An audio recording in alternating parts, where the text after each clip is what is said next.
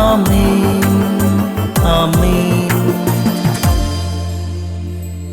യേശുവിൻ്റെ ഏറ്റവും പ്രിയമുള്ള കുഞ്ഞെ, പ്രഭാഷകന്റെ പുസ്തകം 50-ാം അധ്യായം 10-ാം വാക്യം, കായ്ച്ചു നിൽക്കുന്ന ഒലിവ് പോലെയും മേഘം ഉരുമി നിൽക്കുന്ന ദേവദാരു പോലെയും അവൻ പ്രശോഭിച്ചു.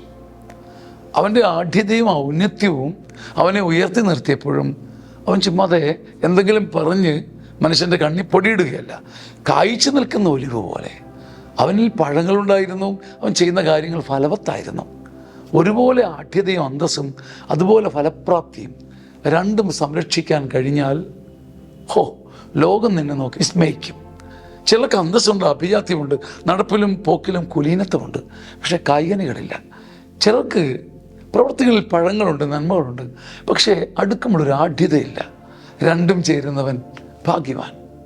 കായ്ച്ചു നിൽക്കുന്ന ഒലിവ് പോലെ, മേഘമുരുമും ദേവദാരു പോലെ, മേഘമുരുമെന്ന ദേവദാരു പോലെയും കായ്ച്ചു നിൽക്കുന്ന ഒലിവ് പോലെയും ആകാൻ ഒരു ഭാഗ്യം, ഒരു വാശി നമുക്ക് കിട്ടട്ടെ. ആമേൻ, ആമേൻ, ആമേൻ.